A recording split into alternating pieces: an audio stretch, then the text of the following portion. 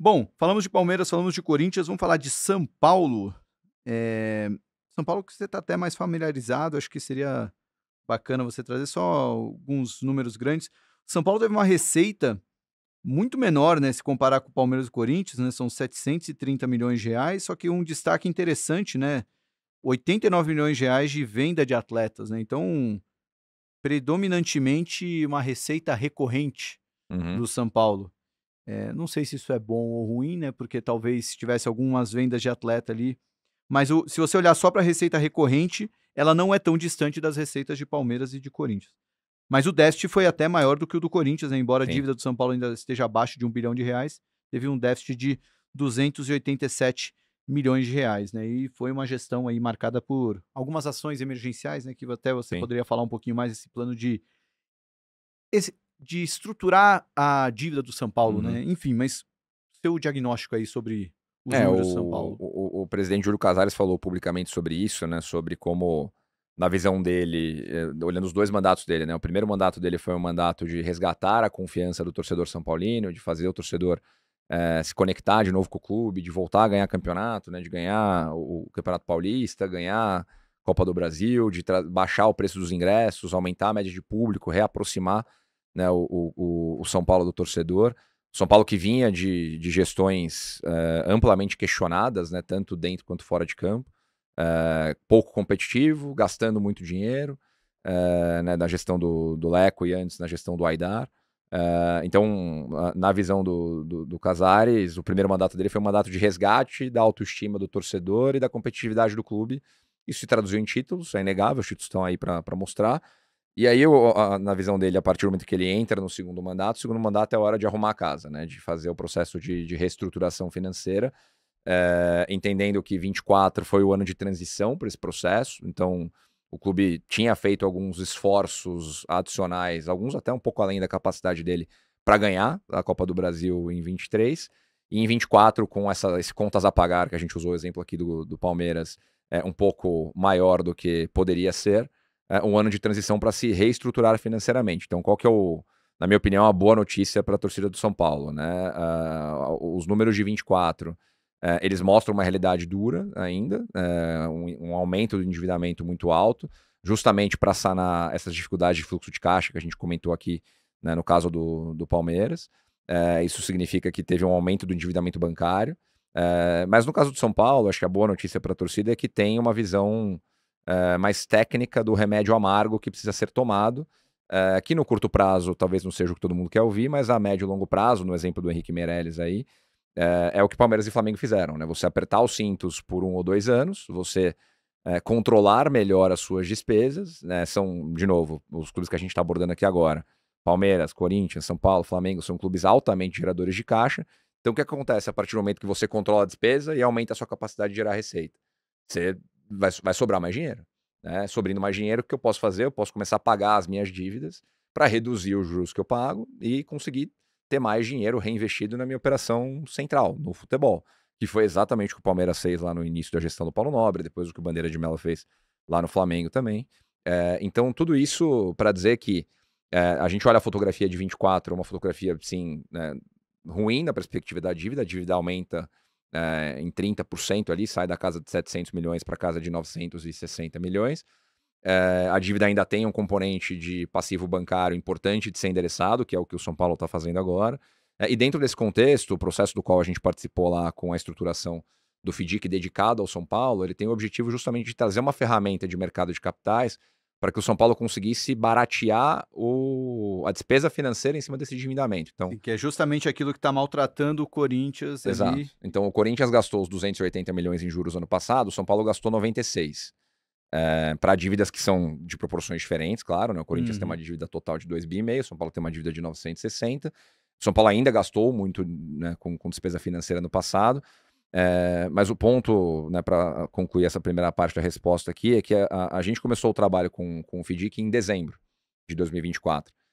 E todas as regras de governança que vieram com o FDIC, até por solicitação da própria gestão, né, do São Paulo, para conseguir trabalhar e conseguir avançar nessa pauta de governança, de controle de custos, de inserir o São Paulo de novo na vanguarda de gestão, enfim, toda essa parte de governança especificamente, que veio junto com o FIDIC, ela é super importante para que o clube consiga controlar gasto esse ano e consiga reverter esse quadro, né? Então, o que eu estou querendo dizer é que a hora que sair o balanço demonstrativo do São Paulo de 2025, daqui 12 meses, ele vai mostrar um cenário melhor. Ele vai mostrar um cenário de redução de endividamento, vai mostrar um cenário de superávit, né? O São Paulo teve déficit grande no passado também.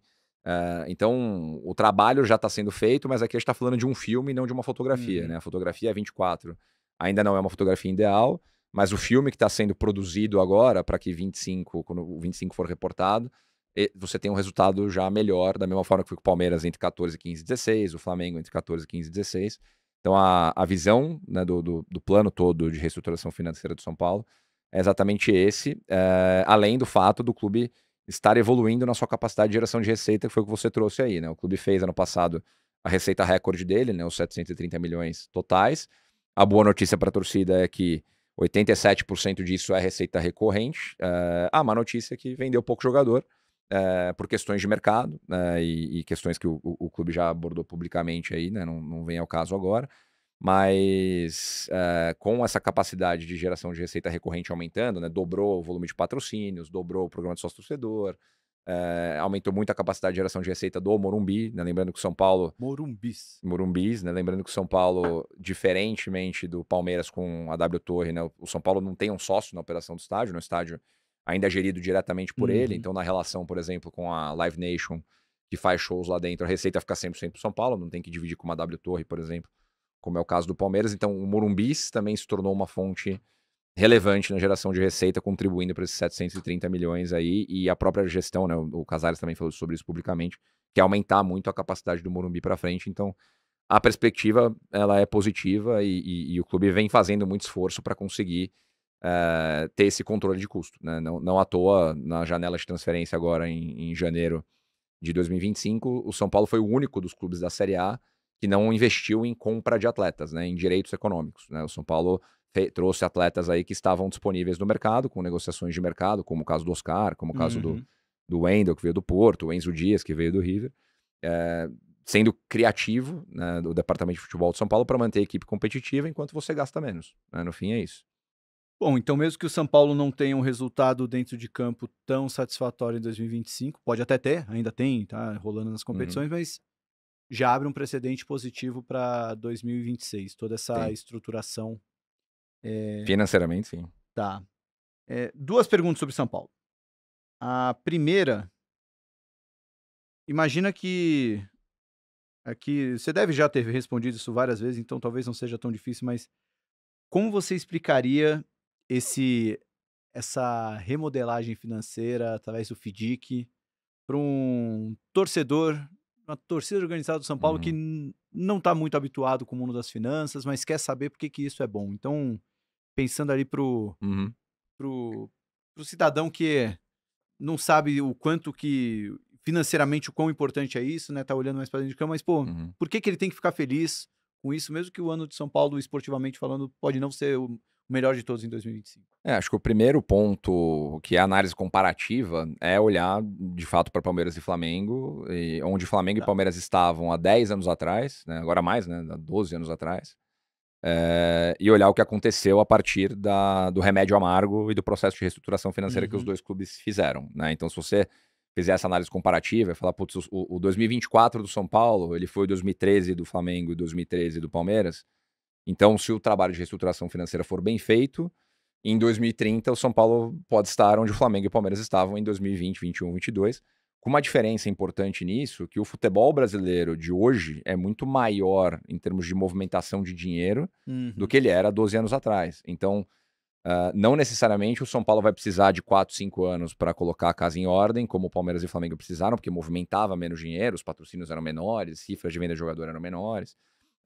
O São Paulo pode precisar de menos tempo, se ele fizer o trabalho bem feito, né? Então, em 2, 3 anos, ele pode estar onde o Palmeiras e o Flamengo estavam em 2021, 22 e ser mais competitivo, que é o que todo mundo quer, né? Para clubes desse tamanho, você entrar de novo na história do ciclo virtuoso e poder reinvestir em atleta, reinvestir em infraestrutura, ser cada vez mais competitivo. Então, o ponto número 1 é isso, né? Fazer a análise comparativa de que o São Paulo de 2024 pode ser equivalente ao Palmeiras de 13 ao Flamengo de 13, se o plano for bem executado, em 2, 3 anos ele diminui, ele encurta essa distância para Palmeiras e Flamengo, né, querendo ou não, e torcedores, né, eu já tive essa conversa com alguns torcedores amigos meus, né, você perder para o Palmeiras na semifinal de um Campeonato Paulista, num jogo extremamente disputado, sendo que o seu adversário gastou 500 milhões de reais em atletas e você gastou zero, é um resultado absolutamente normal. E tem que ser encarado dessa forma.